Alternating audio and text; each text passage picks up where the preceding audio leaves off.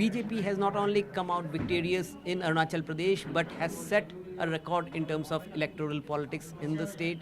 Joining us exclusively on NDTV network is Arunachal Pradesh Chief Minister Mr. Pema Khandu, who happens to be also the youngest Chief Minister in the country, and this is a big victory for you.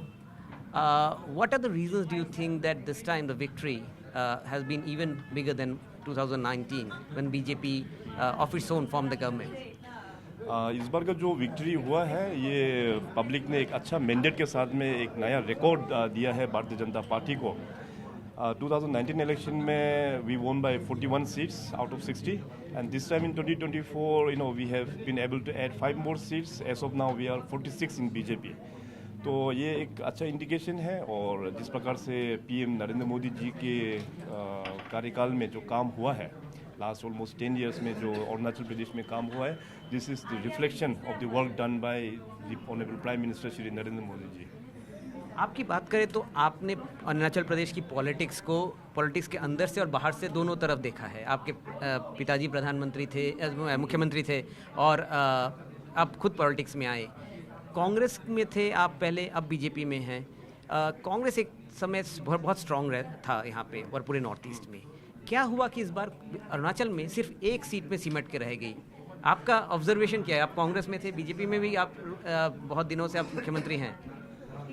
देखिए, अरुणाचल प्रदेश और पूरे north east में Congress party ने बहुत लंबे समय तक यहाँ पे सरकार चलाया. तो उस दौरान अरुणाचल प्रदेश और कांग्रेस को पूरा एक करप्ट सिस्टम बना के रखा था. केंद्र सरकार से उस वक्त में कुछ जो भी काम लेके आना है तो विदाउट मनी कांग्रेस का जो गवर्नमेंट था वो वहाँ से सेंक्शन भी नहीं करता था. सो इसके चलते अभी बीजेपी आने का बाद में, and BJP is quite new for Arunachal Pradesh, तो सब लोग ने मन बना लिया कि इस प्रकार से स्टेट को चलाया नहीं जाता है, क्योंकि यहाँ के पब्लिक ऑफिसर्स, लीडर्स, सबको ही एक करप्ट सिस्टम में चलना पड़ता था. तो सब लोग ने ये निर्णय लेके तो पूरा बीजेपी में ज्वाइनिंग हुआ. और बीजेपी इस पार्टी विद द डिफरेंस, यहाँ में करप्शन का इवन सी तक भी नहीं चलता है यहाँ पे. कांग्रेस तो पूरा करप्शन से ही भरा हुआ है. इसलिए इस बार का चुनाव में भी you can see that out of 60 assembly constituencies केवल एक ही सीट में कांग्रेस ने विजेता दर्ज कर पाया है. इससे ये इंडिकेशन है कि पूरे अरुणाचल प्रदेश की जनता, they have rejected the Congress party from our state. Well, after 2 days, the results for the Lok Sabha elections are coming. BJP says अब की बार 400 पार. आपने यहाँ पे नारा लगाया था अब की बार 50 पार, थोड़े कम रह गए. कैसे देखते हैं? और अरुणाचल के 2 सीट्स के रिजल्ट्स आने वाले हैं. इंफ्रास्ट्रक्चर डेवलपमेंट अरुणाचल की इस बार एक नेशनल इशू के रूप में बीजेपी ने प्रोजेक्ट किया था.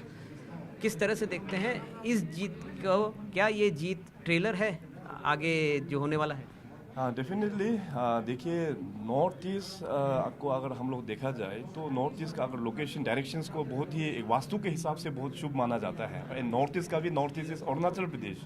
तो पहला विजय अपना यहाँ पे अरुणाचल प्रदेश में हुआ है. और 4 तारीख में भी हमें पूरा उम्मीद है कि जिस प्रकार से पार्टी ने जो लक्ष्य दिया है और एनडीए एज ए होल जो 400 पार का जो नारा दिया है सभी कार्यकर्ताओं को, हमें उम्मीद है कि डेफिनेटली उसको हम लोग मीटअप करना चाहिए. और जहाँ तक अरुणाचल प्रदेश का, हमारे लोकसभा में 2 सीट है, eastern Arunachal and western Arunachal. इसमें टोटली कंफर्म है, ये अपना बीजेपी में ही अपना अरुणाचल की जनता ने उसको आशीर्वाद दिया हुआ है. नई सरकार की प्रायोरिटीज़ क्या रहेंगी? डेफिनेटली इसमें हम लोग ने हर एक सेक्टर को टच किया हुआ है. ऑलरेडी हमारा जो संकल्प पत्र जो है, मैनिफेस्टो पार्टी की ओर से जो लॉन्च किया है, आने वाला जो अपना भारतीय जनता पार्टी के जो सरकार गठन होने के बाद उसी डायरेक्शंस पर हमारा यहाँ के जो चैलेंजेस है उसको मीटअप करने में हम लोग काम करेंगे. Some of your NDA partners have also won here. Will they give you support, or if you don't need their support, but will they be included because they are part of the NDA? Definitely, I think they should be included since they are in the larger platform. They are our partners. So definitely, this call will be taken by the party, and I think they also welcome. My last question: when we see your videos on social media, we see Pema Khandu going trekking, riding cycle, driving to the remote village. ये जो एक approach आपने लाया है, इसको अब आगे चल के सरकार में कैसे आप लेके जाएंगे? और are we going to see Pema Khandu as the next chief minister again? देखिए, एज चीफ मिनिस्टर तो since BJP is a very discipline party, here in this party we don't claim the chair. It is totally party का ही निर्णय होगा. Party जिसको मुख्यमंत्री बनेंगे उसके ही देख रेख में ये राज्य चलेंगे. और दूसरी बात जो आपने कहा है कि that my adventure kind of that thing, my that character, तो मैं हमेशा स्पोर्ट्स को लेके एंड फिटनेस को लेके लोगों को हमेशा मैं अपील करता रहा हूँ, क्योंकि life is so beautiful and you should live the life fitly. तो आपने तय कर लिया है कि नेक्स्ट कौन से गांव में जाना है पैदल चल के?